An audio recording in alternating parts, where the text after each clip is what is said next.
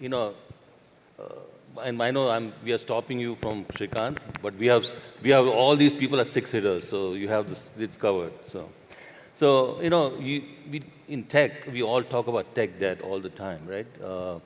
And it's something which all of us have been to our management say, hey, we need the investment to remove the tech debt. But nobody talks about cultural debt. I think it's invisible animal, which actually is much worse. And so we wanted to discuss how we can deal with tech debt. Now, the pace at which technology is moving, if we don't solve that problem, I think it'll slow us down considerably. So what you wanted to do, I'll give you a couple of examples. About 10 years ago, there were a lot of silos at Microsoft that almost made them miss the cloud pivot, right? Satya comes in, he refactors the code for culture, and today Microsoft is one of the best companies in the world, doing really great work, and Azure really took off. That required leadership intervention. Similarly, Boeing a few years ago, they became cost management became the culture of the company instead of safety, which was always their culture. And now they're paying the debt, $20 billion, and they continue to pay the debt. So if we don't take care of culture, it can really kill the company. So we wanted to talk to some of the experts here to figure out how they define cultural debt and what is something they have done to, and what have they done something to, recognize it and take care of it. So maybe we can start with you, Tom. Yeah, I guess I'll define culture very simply. It's how you feel when you have a handshake, when you have a conversation, when you meet with someone. Culture, people, I think maybe are the most important topic that we're covering in this conference. In my heart, I'm absolutely a technologist. I'm a geek. I want to embrace and get a hold of every technology and every technology that's coming. But at the end of the day, for our organization, for the things we do, the cause and communities we serve, it only works with great people. I know there's fear out there around AI and replacement of people. The reality is, it doesn't happen unless we happen. And culture, for us, begins with the first conversation we have with a candidate who may want to join us. It continues in the interview, the moment they step forward. Culture, all culture is aspirational. It's measured every day by our actions, when we get it right, and probably most importantly, when we need to get it right. And that's why there's so many books on it. That's why there's so many podcasts. There's so much conversation about it, because it's hard. And if we had it figured out, there wouldn't be as much of that material. And I think this conversation we're about to have has to be fundamental in all our strategies. Vincenzo? I think that culture is where we come from. Now we are speaking in one of the most amazing and important country in terms of culture worldwide. And we have seen yesterday how culture in terms of history or background is a superpower in the age of AI. So we will see how India will have a great power in the AI transformations, also thanks to its incredible story, its incredible background. So culture is something strictly rooted in our identity, or culture is our identity.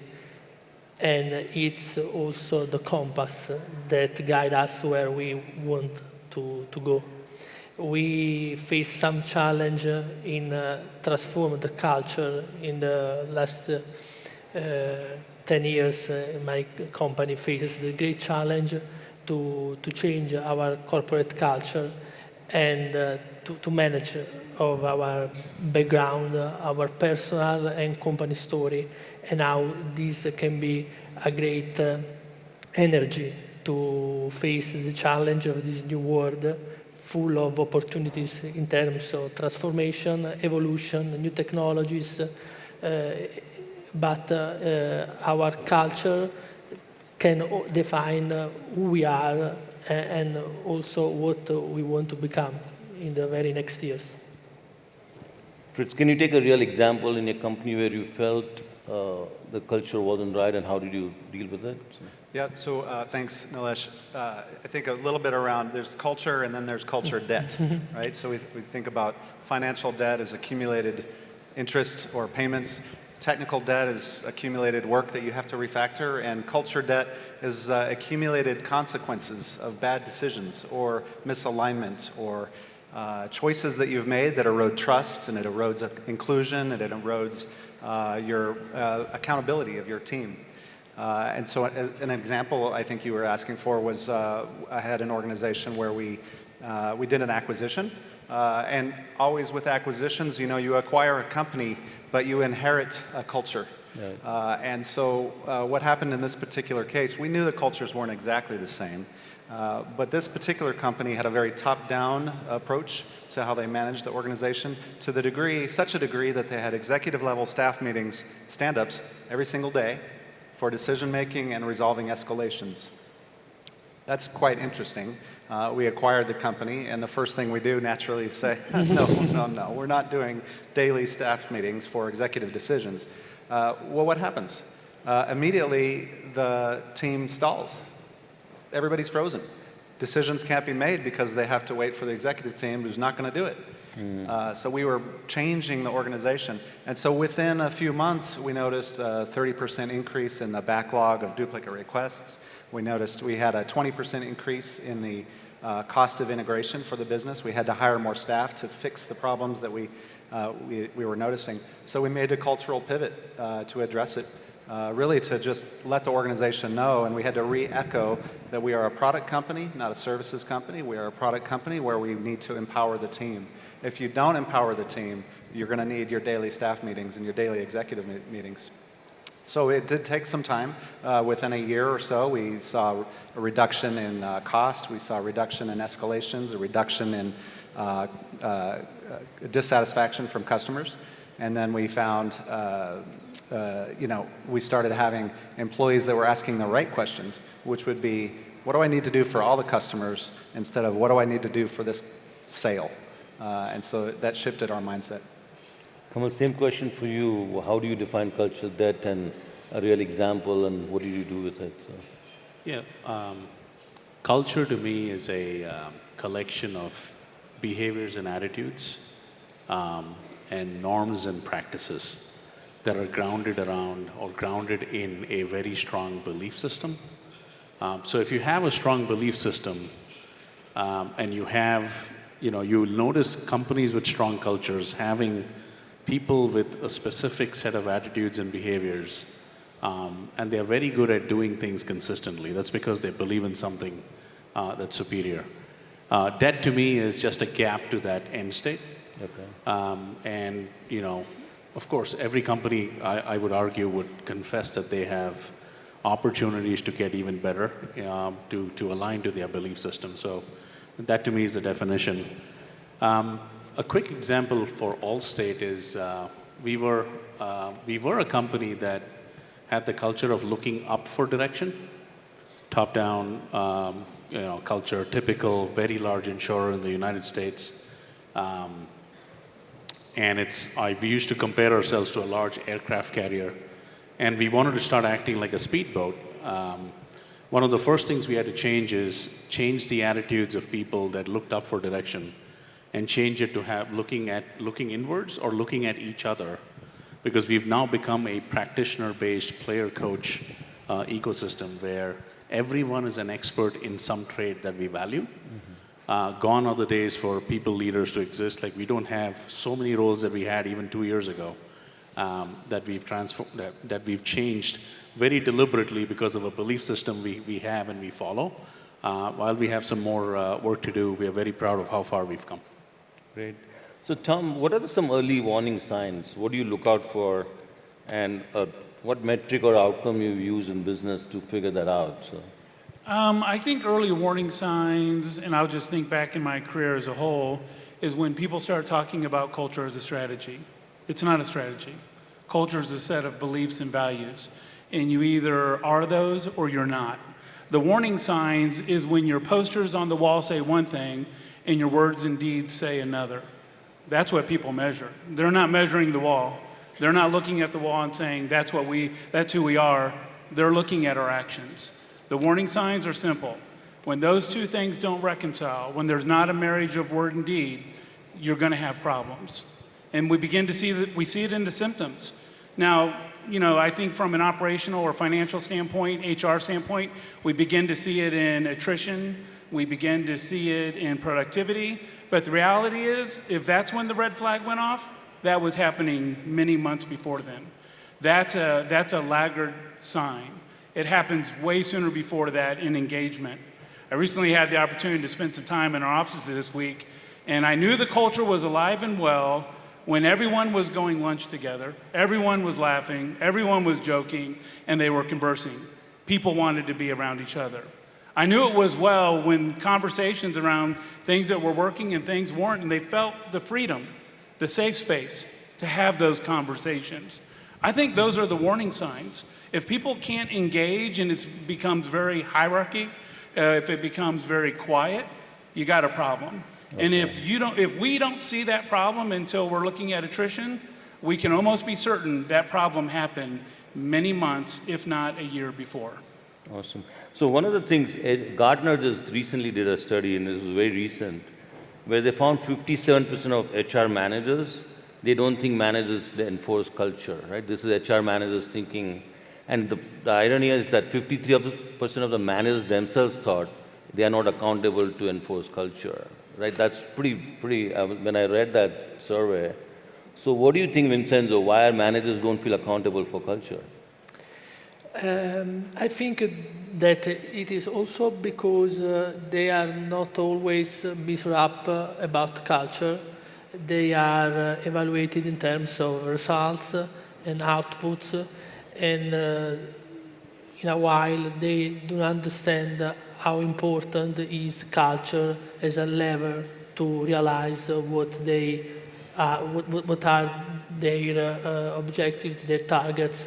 It is very important to underline that culture is the fuel of the environment, of the ecosystem in which everybody of us is emerged.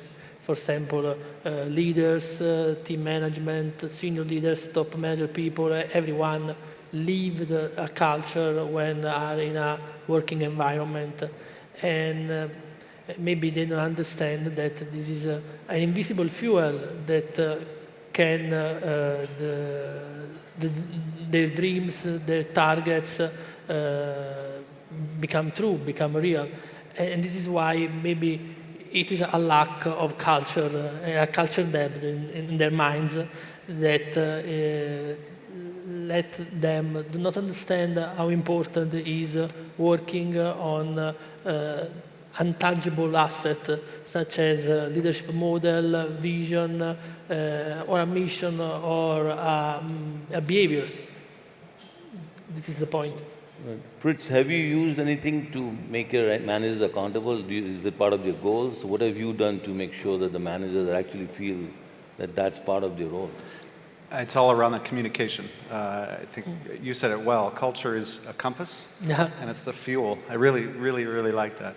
We put a lot of things in place, and certainly have tried some things that have worked and some things that have not worked. Right. Whether it's one-on-ones, certainly engagement surveys, town halls.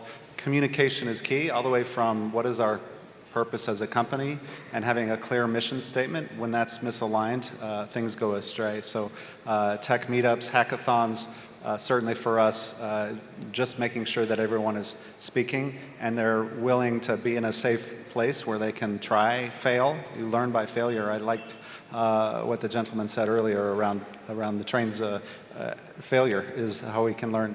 So a number of things that we have done. We work around how do we communicate? We engage the team members in ideas. We have ideas boards, we have success boards, we have failure boards. We put things in place around our postings, social media postings, and we gauge the team for that. And then we have to be sensitive to cultural norms and the differences between how we operate and how we communicate, maybe, for example, in the US, and how we communicate differently with the teams here in India or in the UK. Everyone's got a different style, and we have to be sensitive to that. So we speak with our leaders about those differences and how that can influence their one-on-ones and their development discussions. One-on-ones are not just project updates. They're how are you doing updates? How is it working? What's working for you? What's not? How can I help you? That's what we do. Kamal, if you had to complete this sentence, ignore culture debt for 12 months and you will? Be replaced. Sorry, I said you will replaced. You will be replaced. To me, I want to go back to a question you asked. What about those managers that are not enforcing culture? I don't know. This is a predominantly tech audience. I don't understand the role of a manager or a leader anymore in tech. Gone are the days where there are people leaders and people managers. These are engineers we hired, for God's sake. They're much smarter than we are. They need to be left alone, shown a mission, and we need to get out of their way. Unless you are an expert that can teach them a thing or two that they don't already know, you're actually not valuable. So that's the culture we are trying to develop. As again, I went down the path of talking about practitioners and a player-coach model.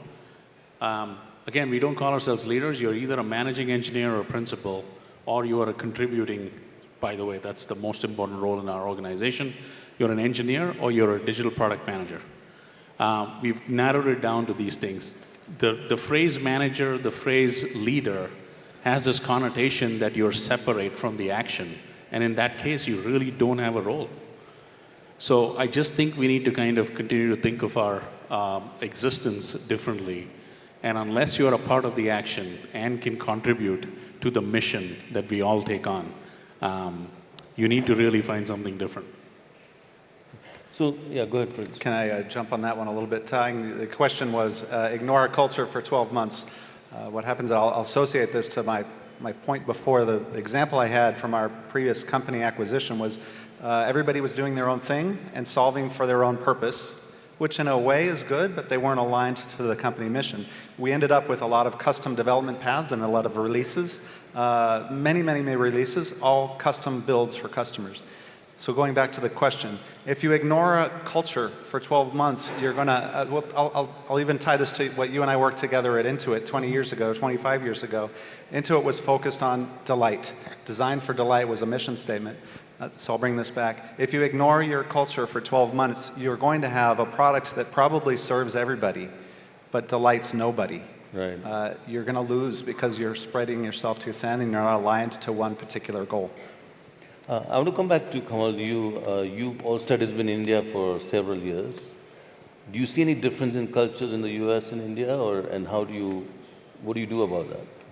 We don't see a difference right now. Okay. Because we have really enforced that belief in a mission. To me, it's all about alignment to the purpose. You're either aligned and you want to do it, or you're not. For those that are not, we actually work on the skill or the will. And if neither of them, if after putting in the kind of effort we do, if either there's a will problem or a skill problem, this is not the bus they belong on. It's a very clear message, and you'll be surprised if if the mission is clear, and at Allstate we have clear missions, and it's very pro-consumer, pro-customer, pro-society. And winning in the market is some kind of maverism we've really infused in our culture. You're either in it or you're not in it. It's very easy to differentiate.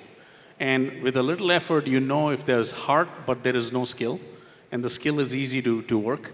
If there is no will, we don't waste time. Okay. So I really think we worked hard in the last 2 years to make it a consistent, you really can't tell if you're visiting a location that believes in a different belief system. Or is acting differently. So Tom, actually, you are starting a new center in India. What's that? You're just starting a new center in India. Yeah. How do you ensure that the culture is consistent with the company's values? So? Very first thing we did is start, what do we want our culture to be? Who do we want to become? I think the alignment point is spot on. I think, when we talk about what managers are responsible for, it's easy to focus on binary things. But the reality is they need to be focused on the alignment. Are we aligned to the cause and communities we serve? We don't have a mission statement. Mission statements often get ignored. They hang on a wall that nobody remembers. We have a mantra: vision-driven, cause-connected, passionate about opportunity and obligation. And when we look at things when we're aligned, to your point, when we're focused on a common mission, when we're focused on the greater good, goodness happens. It's easy to look at each other and see the differences. It's something special when we see how can we contribute to the thing that we're doing that's going to delight and excite people.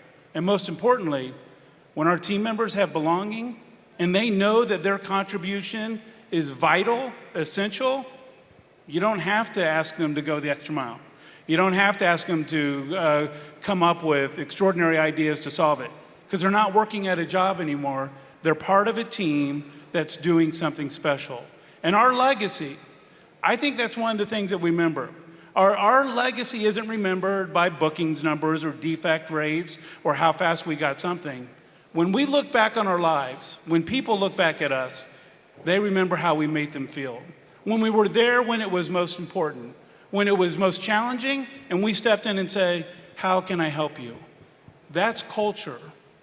When people show up at our life events, when they come to shake our hands and give us a hug, that's culture. When we talk about the most important thing that we do in our businesses, it's culture. That's why I think it's such a worthy topic for where we're at right now. So this is something I need to share. My father passed away in November, and Tom was not even a customer at that time. He sent me flowers. So that's demonstrated the culture. So it was so touching, right? So Vincenzo, you have various kinds of workers in the company. You're manufacturing, software, IT. How is there a difference in culture? You also have teams across different countries. Do you see any differences, and if do, what do you do about it? So. We are full of differences and we are full of culture depth, and this is it means that we have many challenges and also many opportunities, because from cultural difference or cultural difference in terms of background or legacy, we can take many opportunities to learn. I think that the way to build a common culture is starting from paying attention, because culture is everywhere and is a matter of every one of us. So everyone should feel the importance of pay attention in build one single culture. We come from a history of different business heritage, because once our company called Leonardo was a group composed by more than 7 different companies in different countries, such as Italy, US, UK, Poland, and within a sector that is aerospace and defense, but different businesses such as helicopters, aeronautics. Every heritage, every single story of a company is a source of different culture, but we can take the best from each one, from each country, from each team, each story, each person, and try to create a common way of working, common way of thinking, common way of increasing our capacity worldwide. So I think that, and it is important also to walk the talk and talk the walk, to be consistent with which we say and what we say, and also communicate what we want to do and what we are, we will become. Okay. Fritz, how do you balance building culture to business pressures? It's not fair to ask questions. I wasn't. Balance culture against business pressures. Culture, the business pressures, Steve Jobs talked earlier, I thought it was really good when he was up there, because I was thinking about this culture topic. Your business success is from the top: strategy, people, culture. And the piece that I value the most around all of that is how do you communicate that to your organization? And so relating that to how do you make decisions, you have to make choices, but we are fairly agile in our approach, at least. So I think culture is important, but it evolves. And so we need to make sure that we are we're putting thoughts around how does it change, what's working and what's not. We put that into our retrospectives, we put it into our OKRs, we prioritize it as an organization, we own it. And we have to make choices. There's times when we say, it's not right for the customer, it may not be right for the people, it may not be right for our stakeholders, but it is a balanced approach. Balanced scorecard ideas work. It can't all be financial. Kamal, does culture evolve, and what causes the evolvement? I absolutely think it evolves. I'll kind of touch on what Fritz also was saying. I don't think there is such a thing as business pressure and culture being separate. If you do this right, I don't think you need someone to create the pressure. We create our own pressures. Mm-hmm. Because we are focused on an outcome. It's the same mission for the company. You don't need someone to tell you, but if you watch the market react, you know what needs to be done, either completely differently or do more of. And you take on more work or you take on the right work to do it. So we've kind of evolved to a place where, for example, I create my own problems. Every employee would say that at Allstate. I would think that, we are kind of, the backlog evolves not because someone's injecting things into it, but the teams are creating and pruning their own backlog on a daily basis based on how consumers are consuming their product. Again, goes back to delightful experiences. They have the right instrumentation, they have the right alerting, they have the right monitoring, and they are self-evolving their backlogs to make that product the best damn ship in the Navy. So there is no such pressure that they wouldn't have already taken if the culture is right, because it's self-imposed for the most part.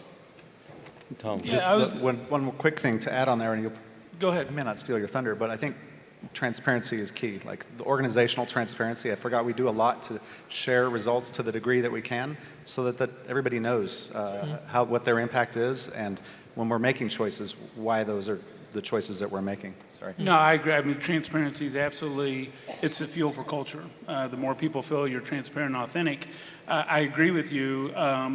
The pressure and the stress is there. That's going to happen. A lot of times we self-impose it by big, ambitious goals. I think the number one enemy of culture is busyness. It's a thief. It's trying to rob you from not having that moment, that conversation. You know what? Let's cancel that town hall. Let's not do the awards values that we were doing. Busyness is constantly trying to take away from culture, and I think the most senior executives are responsible for not letting busyness win. Our associates, our employees see it. When we start deferring those things that we said were important, and now they're deprioritized, and we let busyness win, that becomes our culture. We're saying one thing, and it does another. The pressure's never going away. Busyness is the one thing we've got to control to not let it be a thief and steal our culture. Can I just add one more thing? There's one thing that we are very proud of that we do well, which is create very strong social contracts within the teams, within the organization. A social contract is, for example, Fritz and I are pairing on a piece of code, and Fritz wants to take a break, wants to go play ping pong. That's our culture, right? So, hey, let's take a break, let's go play ping pong, table tennis. And even if I don't want to do it because I'm not in the mood, because I have a social contract, I'm going to get up and go play with them and come back and then pair again.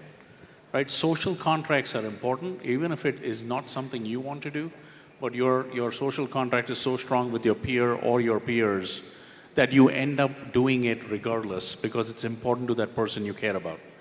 That kind of a culture, also from the ground up, is what really makes or breaks companies. And I'm proud to say that's something that I know we are working hard on. We are seeing some results. That's what eliminates the need for leadership to be a separate thing, for management to be a separate thing. It's a self-managed ecosystem led by experts that are self-governing and self-evolving. It's amazing to see. So we are running out of time. So quickly, if you can recommend a book or podcast or something which has influenced you, quickly. Yeah, I'll quickly, I like all of Patrick Lencioni's books.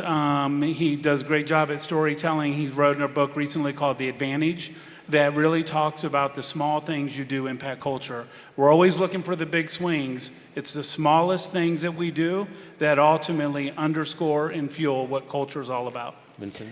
In 2012, an Israeli psychologist called Daniel Kahneman wrote a book, Thinking Fast and Slow.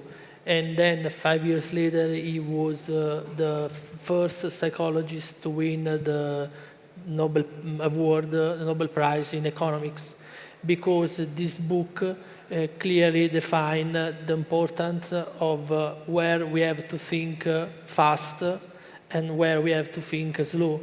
And I think that, maybe it takes 5 or 10 years in India to realize artificial intelligence. It took 5,000 years India to realize its culture. And so culture is something that grows slow, and we need to build in a slow and consistent way with a long-term mindset. Innovation, technology grow fast. This book can help to distinguish how to think in a way or in another.